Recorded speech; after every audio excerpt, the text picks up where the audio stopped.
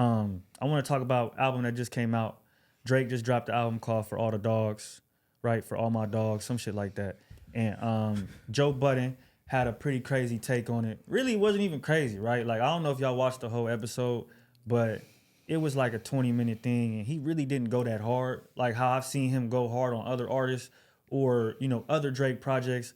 And then even with this particular instance, I've seen other platforms go way harder than Joe Budden did.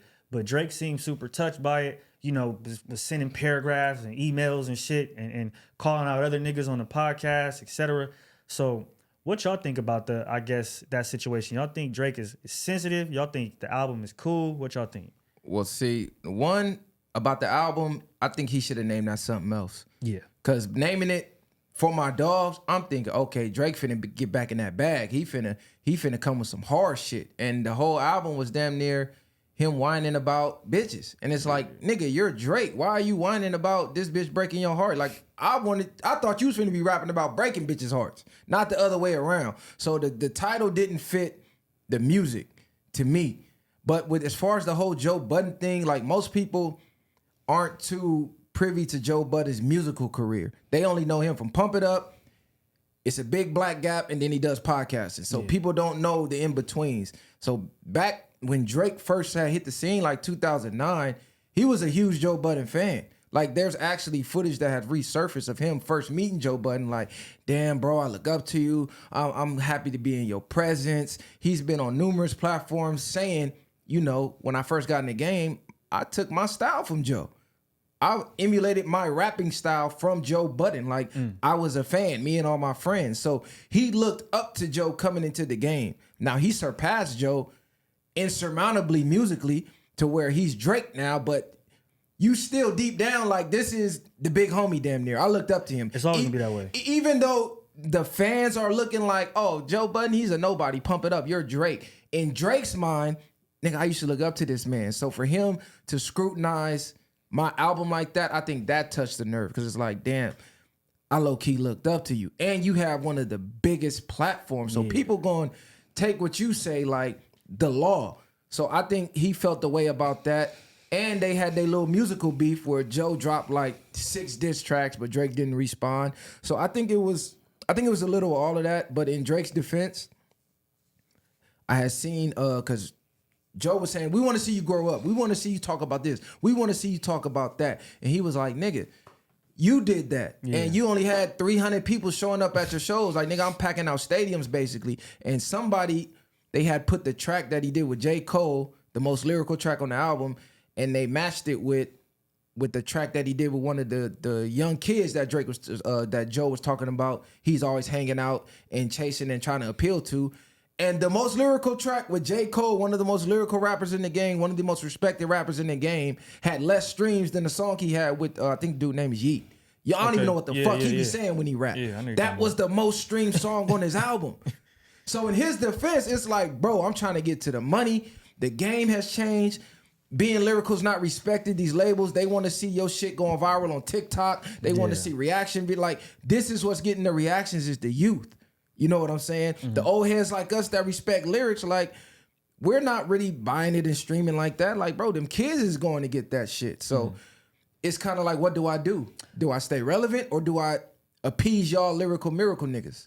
I get you, but I feel like in this instance, Drake is in a different position than all the other artists where he's able to give us what or tell us what we want, if that makes sense. He's able to say, this is the standard. This He's is able what to we're make doing. What's hot. Yeah, this is what we're doing now. We're not doing this no more. We're doing this now. So I feel like he has somewhat of a moral obligation to be like, I could, go this route. So he's choosing to go, in my opinion, the route with the streamers and Yachty and Yeet and all them niggas.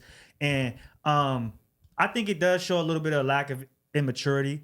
And I think it does show, like, it's like the college nigga kicking it with the high school kids. Like, he's still not really trying to let go of that part of his life, which is cool. Because if you a nigga with money, I mean, your youth is going to last a lot longer than the nigga who got to already clock in a 9 to 5 or whatever and got a baby. You feel me? It's a different situation.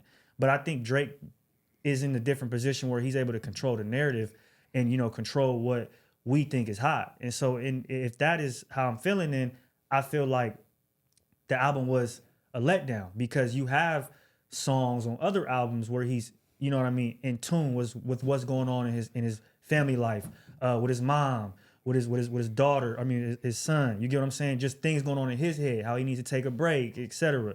So I feel like this album was some shit that was like really just a part two of what's the shit called with whatever the shit was with all the babies on the front. Was it the Loverboy album or something? The Loverboy shit. Yeah, that shit. Like to me, it's just a part two of it, and with a different, different features on it. But besides that, I mean, he's for sure sensitive, and I fuck with Drake. I love his music, but he's sensitive. At the end of the day, he's sensitive because Joe Budden touched the nerve, and to me, you lost once you sent a whole paragraph of shit to this nigga. You know what I mean? Because what's he gonna do? At that point, he gonna come on here and act like it's all cool, and then you gonna just look weak. Like you Drake, why you responding to Joe Budden? But see, that's what people don't realize, and that's another thing that I hate about today's time and in our culture is that niggas is giggling at Joe Budden like he didn't do something in the rap game. And he even said in this podcast, all y'all rappers that y'all love, they've all said they respected me. The OGs respect me. Not only that, I took this podcast shit to another level, and if we really want to talk about it, he made the shit mainstream. If we really want to talk about it. So he's done a lot, regardless of if y'all like it or not. But people don't understand the dynamic of culture. Like, just because you surpassed your teacher, that's still your teacher. That's still somebody that you have, you feel me, learn from, you've got inspiration from. So the respect should always be there. And I think that the fans don't understand that. So they coming at Joe. And that's what's making it a different scenario.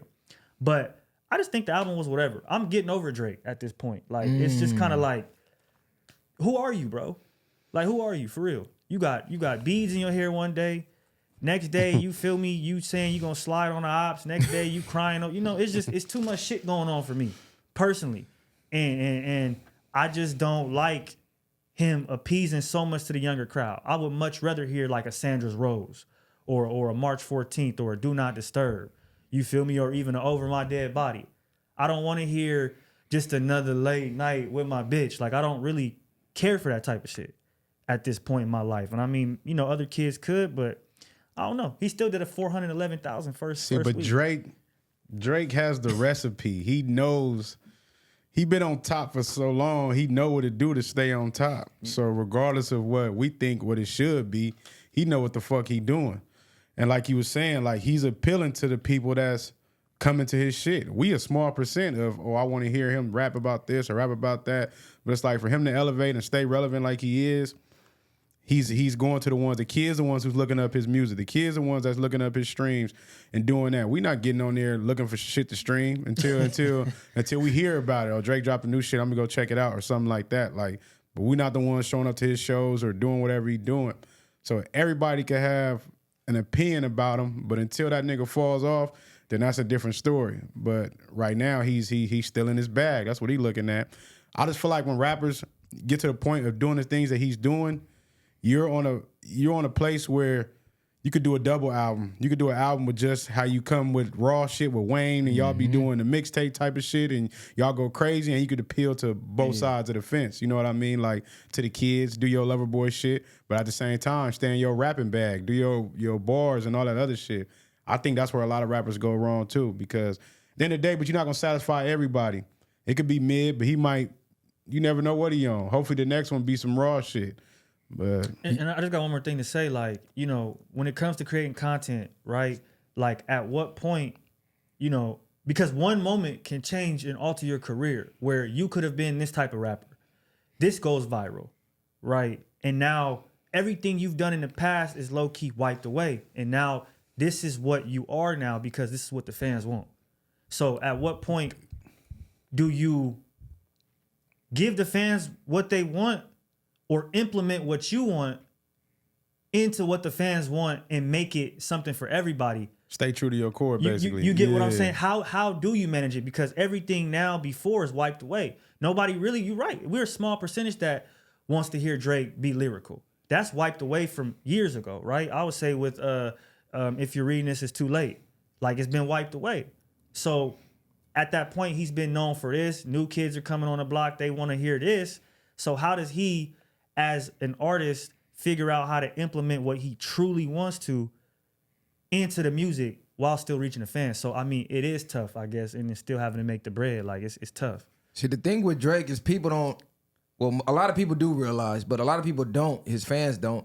He's always rode the waves of whatever's hot. Right now, the streamers are hot. The TikTokers, the Twitchers, like that's what's hot for the youth. So naturally, he's gonna ride that wave because, like he said, the youth is the one going to search up the music. Because when we was kids, we was on hiphopgame.com, hiphophavoc.com. We was on the Bear Shares, the LimeWires, every day, hours on end, looking up new music. Now, like he said, the only time I know it's new music is if I see it trending on Twitter or I'm on YouTube and I see it in the next video. But for the most part, the kids are the ones looking it up, like he said.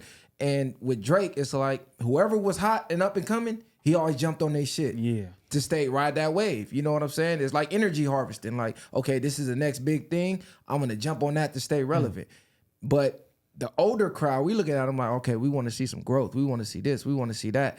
But this is through our lens. We know youth runs hip hop as far as what's pushed to the forefront.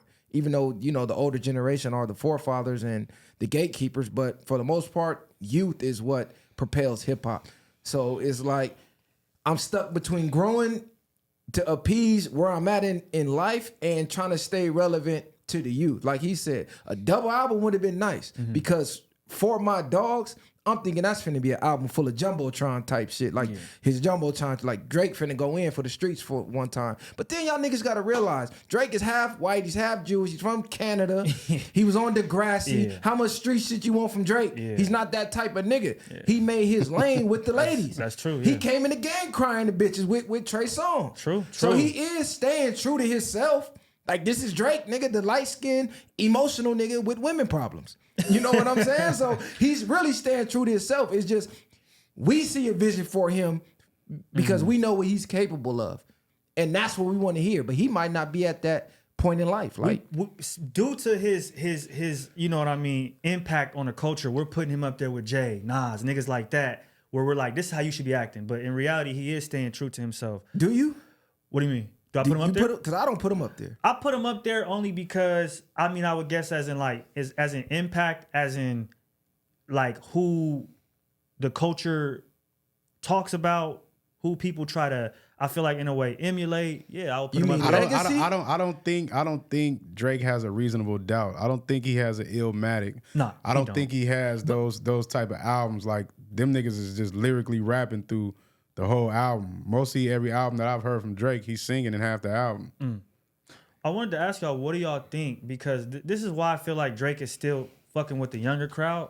And I don't know so much about his investments, etc. But I know he's not as like, you got Jay-Z who made 444, or he was telling niggas, yo, go buy a painting. 20 years, it's going to triple in price, right? Like, he's giving niggas gems throughout his life, you feel me, and his career.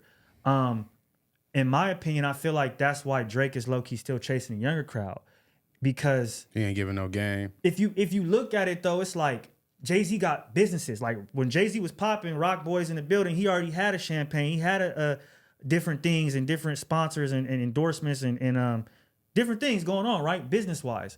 But what do y'all think the difference is? Because y'all think Drake's business is right? Man, Drake and maybe business that's, but I'm saying as in a way of like, is he a connoisseur of it? Because I feel like that's what people want, is that mature business, you know, family talk. But is he really on that level compared to Jay? Or in this generation, are niggas just not like that? Where they're not like, they don't want to spit about, you feel me, empowering the culture or what you could do to get ahead economically. I just feel like maybe that's where this generation is at. Because when you take him and Jay, like money-wise, I mean, he got bread, but you don't see him really talking about it in the way that Jay do. But like bro said, they come from different struggles. You got a man from Canada and you got a man from Marcy in the projects. So that whole type of mentality is on a different level versus a man that's struggled, or not saying Drake ain't struggled, but I don't know too much of a like struggle that, compared to what Jay gives as his struggle. So a man that came from that is really going to give you the grit, like to where you don't have to deal with the things that I've dealt with. Like, I know how bad it is over here. So I'm gonna give y'all some game to make you wiggle through this maze that you're going through.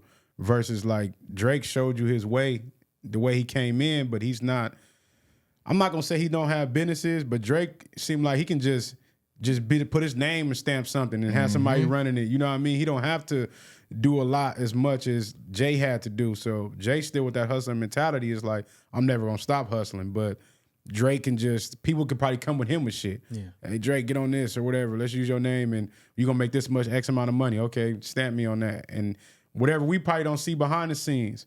But it's like you said, people want to give game, but it ain't too many rappers giving game like that. Like you said, besides the forefathers or people that talked about real life situations. You had Jay, you had Hustle, you had certain people, but these niggas not giving game in their music like that. They not to say too much more, but they could be giving game about music. That's why I think Drake could take his game, you know what I mean? Because he's been on top of the music industry.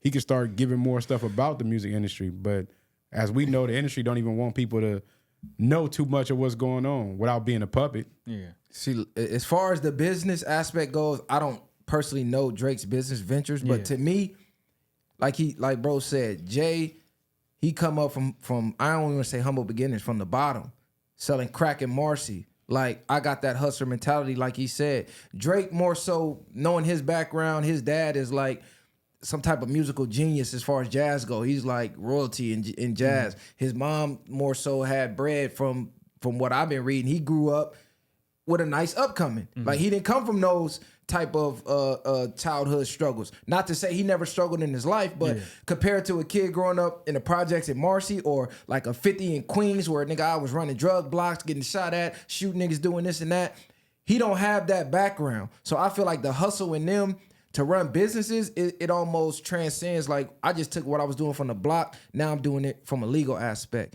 But with 50 and Jay, I don't look at them as like brands. I look at it like they creating brands. Like bro said, Drake is like a brand. He's the brand. Yeah. Like Drake. Like Drake OVO. Like I put Drake on it and boom, it's out of here. It don't matter what it is. They're coming to buy it. Yeah. Like, nigga, I'm Drake. But the difference with them, they got a real story to tell. Because at the end of the day, no matter where the game at, the streets started hip hop and the streets will forever be the essence of hip hop. So Drake does not have that to pull from. He don't have that in his reservoir to pull from. Like, what he gonna rap about? Growing up in Canada? I mean, he tried to do it over the 60s, but like, come on, bro. Like, niggas is really out here. Like, so I think he has to adjust to these waves, because what else he gonna rap about? But we like Drake for being who he is. Yeah, because that's the whole thing. We didn't fault him for not trying to be a street nigga and all that like some of these dudes be. And that's what I feel like kept him elevated so far. But like you said,